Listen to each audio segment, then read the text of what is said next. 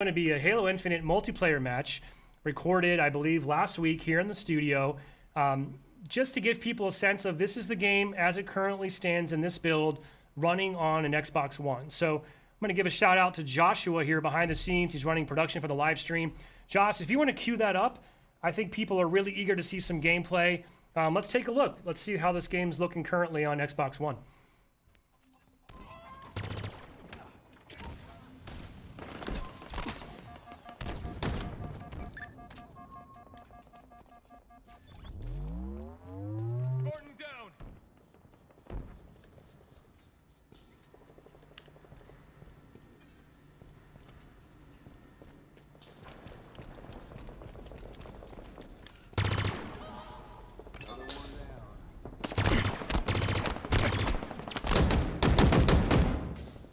Sam, clearly we're looking at a little Slayer match here on Bazaar, one of our new maps. There's a lot to take in, I'm sure, for viewers who are just seeing a lot of stuff for the first time here.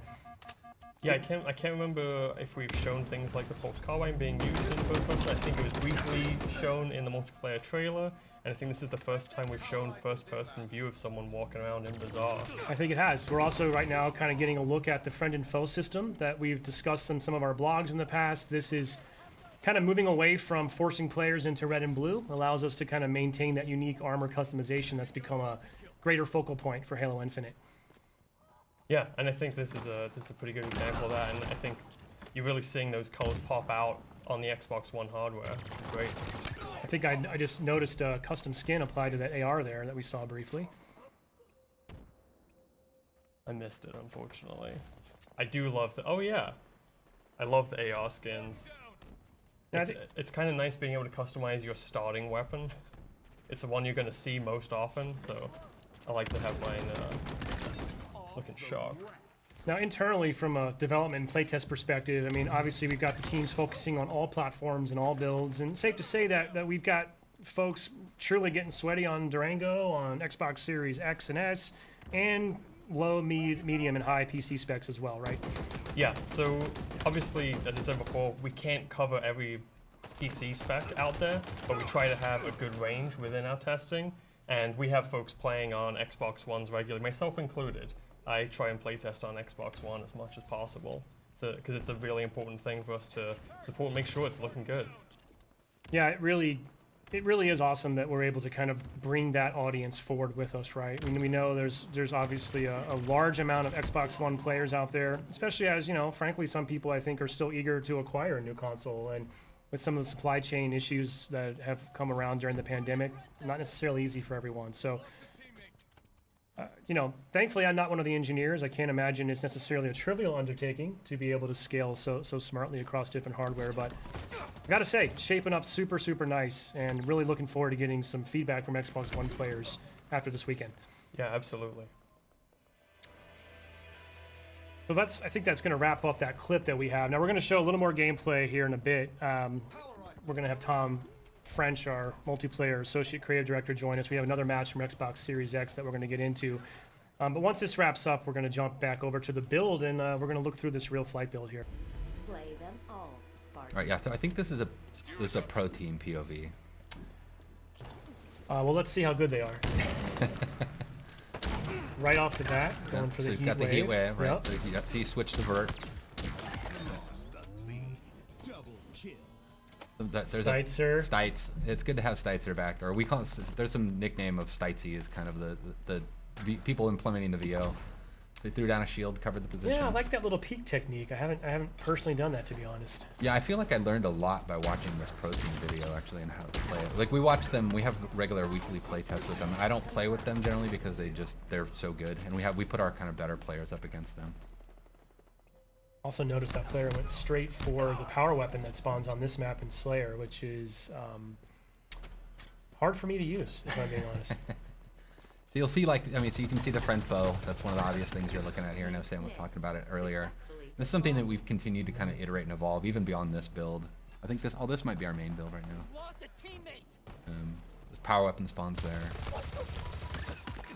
Skewer is It's satisfying as heck, but it's hard for me to use. I am worse at that gun than I am at the commando rifle for sure. When you hit a target, like especially a vehicle, it's super satisfying. All right, so he was spectating.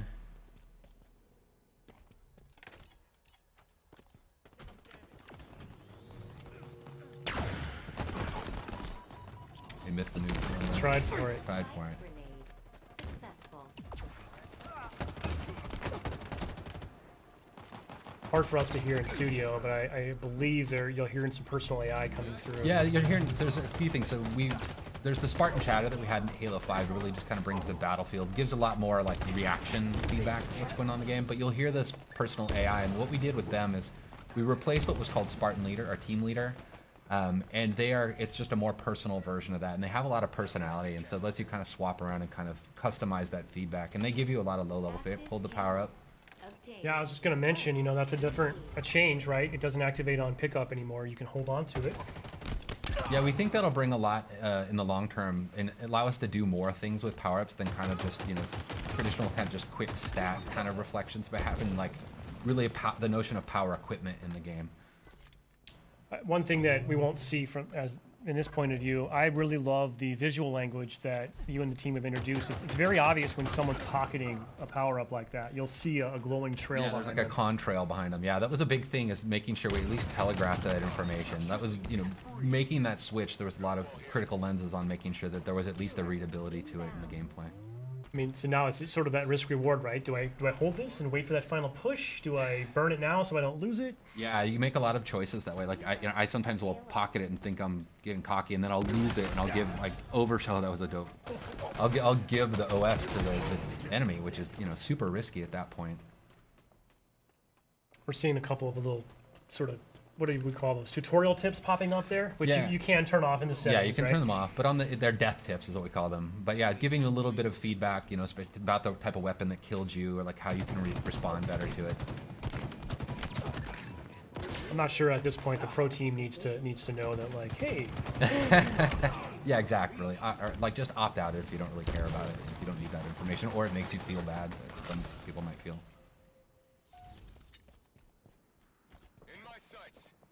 I do love this map. Yeah, the pelicans flying by. It's it's an homage to Sergeant Avery Johnson, Academy of. So it's kind of cool just to kind of pay homage to one of ours and everybody's favorite character in the side of the Halo canon. By the way, whoever this player is just getting active camo every spot. I don't know what the other team's up to right now. Seems to be watching that call out. Yeah, the power ups, we treat those like the power weapons and stuff. They're up on a pad. They have a lot of messaging and broadcasting about them, so you know when they're coming up. Now your Spartan AI will tell you that, right? Yeah, the Spartan AI calls it out as well. So there's a lot of information just kind of driving feedback. You get the stick there. You can see there's the weapon racks you'll see in the levels as well. He ran past one a second ago. Yeah, right Yeah, back it's in the there background, right? Yep. What's cool about them is before you might run past where a weapon would spawn and then not realize that it's coming up in 2 seconds, and it could change your choice and how you deal with it. Like when we playtest this morning, I actually stopped at one point on a weapon rack because I was like, oh, it's like 2 seconds out. I might as well wait for it and switch out my pistol, which I think I'm just telling everybody that I'm really bad with a lot of the guns in our game.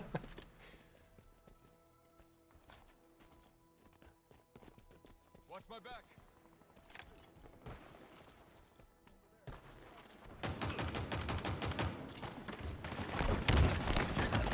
That was a nice. I do love the sidekick. It's really cool, and when somebody's really good with it, it's really threatening because they can just feather that thing super fast and just crack This people. player really likes this little drop wall kind of corner covering a technique, post, huh? yeah. And, kind of locking down an entryway so they can watch their backs. It's neat to watch how people use these, all the different equipments in different ways. Spike. Obtained. Well, hopefully a lot of players this weekend are going to be lighting us up on social, sharing clips with us, because I can't wait to see just some of the new creative ways that the community at large figures out how to use this new sandbox. Yeah, and it's interesting too. The way we have our maps tuned, in our main builds, is they have different equipment and stuff on them, and because we don't have the entire sandbox in the flights, is we swap things out. So it's actually not even the same kind of basically map placement path that we would have in the released version of the game. but you know, it just at least gives us something so we can get something in there for people to play with.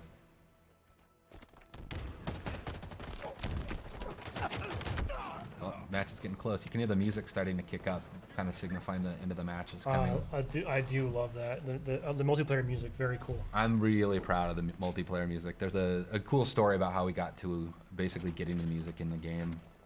But it really meets this tone. It's something I've really wanted since Halo 4, was this kind of post-rock soundtrack to the multiplayer. Well, actually just a Halo.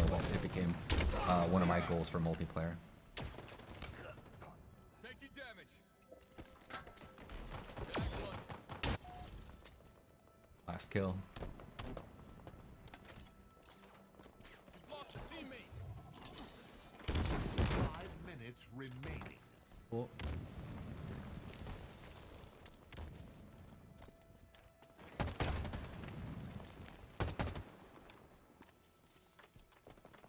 In my sights. Victory. Halo's got some drama. It Oh, is. I got There it. we Somebody go. else got it. There we go. Cool.